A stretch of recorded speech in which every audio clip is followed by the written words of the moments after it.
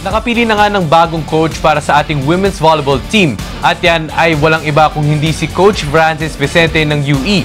At makakasama natin ngayong gabi si Coach Vicente para pag-usapan ang pagbuo ng kanyang team at paghahanda na gagawin nila para sa PMGA upcoming tournaments. Coach Francis, magandang gabi po. Welcome to the score.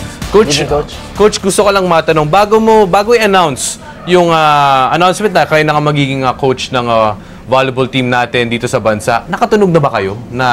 Na-feel nyo na ba na kayo ang i-appoint? Hindi. I was just silent.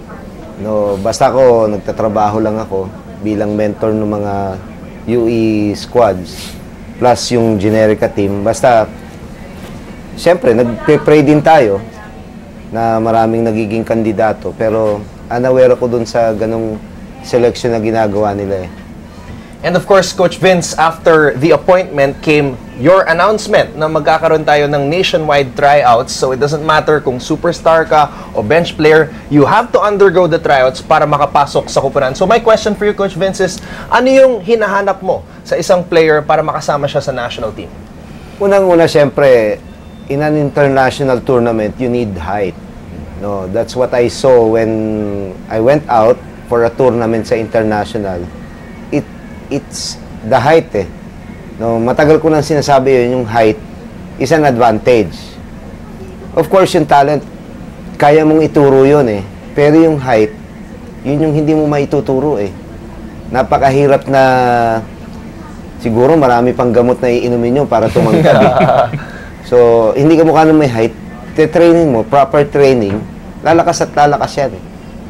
So Coach, gusto ko lang din pag-usapan yung tryouts. Ano ba ang proseso na gagawin ninyo sa pag-try ito ng ating mga national players? My proposal for the tryouts to the LDPI is, number one, they should take a physio test, which is very important in a competition.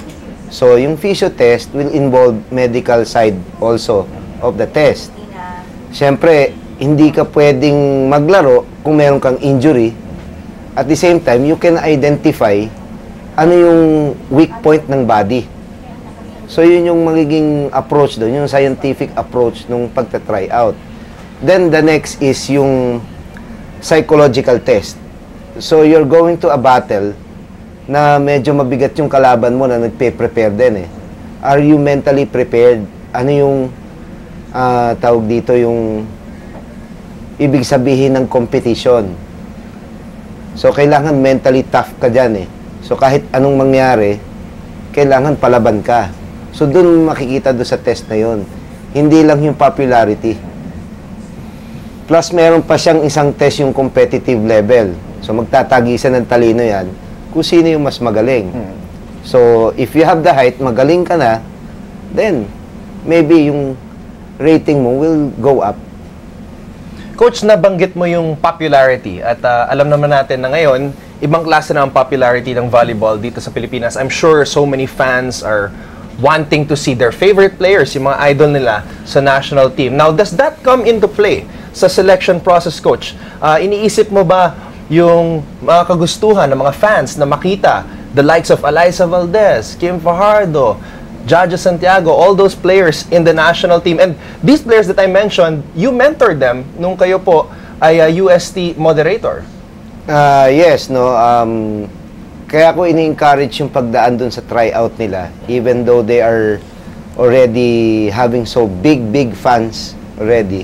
Gusto ko ma-realize ng fan, huwag natin daanin sa popularity.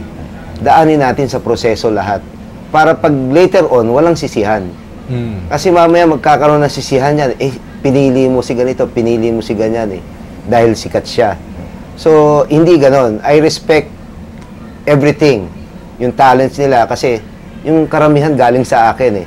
But they have to respect the process of how to select a national player. Para tumaas tayo.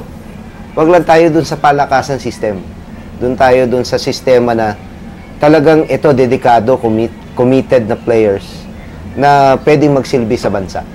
Maganda nga, Anton, yung point niya, Coach Francis, na about going through the process, just trusting the process. Speaking of the process, Coach, August 19 na ang SEA Games. Medyo malapit-lapit na ang ating preparation. And for you, Coach, ano ba to? Is this enough time for you to prepare? At ano ba ang calendar natin kung paano tayo maghahanda para sa SEA Games? Well, it's in the training program. The answer is in the training program. If you have that systematic training program, so everything will be fine. So malalaman mo kung kailan ka dapat mag-pick at kung kailan ka dapat na pupukhin mo yung mga bata kahit 2 beses, 3 beses sa isang araw mo i-insayuin. So yung period na yun, it's a matter of your plan for the whole duration of that training. Siyempre, lalabas ka rin ng ibang bansa. Yun din yung isa sa mga po-propose natin. Coach Vince, you're a very busy man. You're preparing for the UAAP this coming February 4, and now you have to think about the national team. May idea na ba kayo, Coach, kung kailan mabubuo itong lineup nyo for the SEA Games? Within this, siguro within this February, pag napasa na nga yung proposal, tuloy-tuloy na yon. Actually, naka-schedule na sila lahat.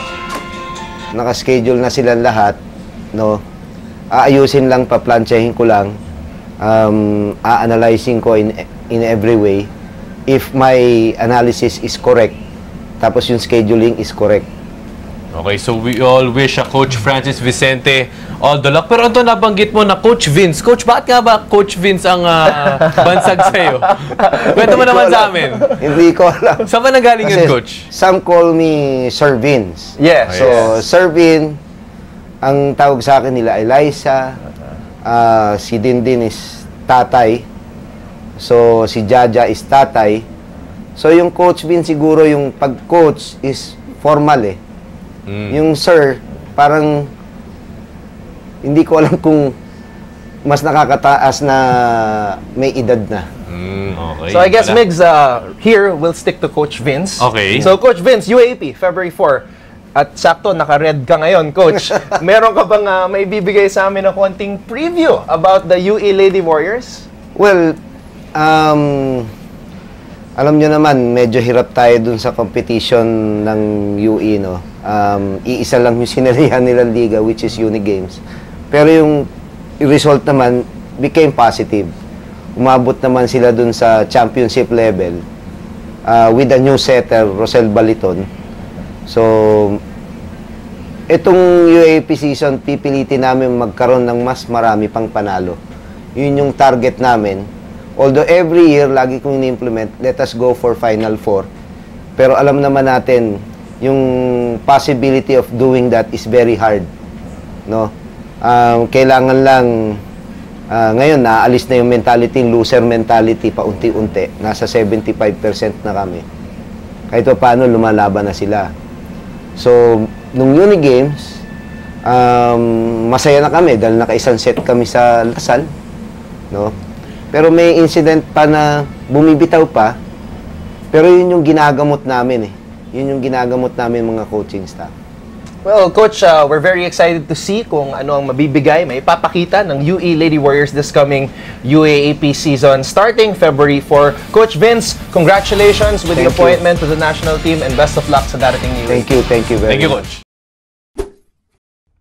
Hi guys, keep watching The Score for the latest sports updates and don't forget to subscribe to the ABS-CBN Sports in Action YouTube channel.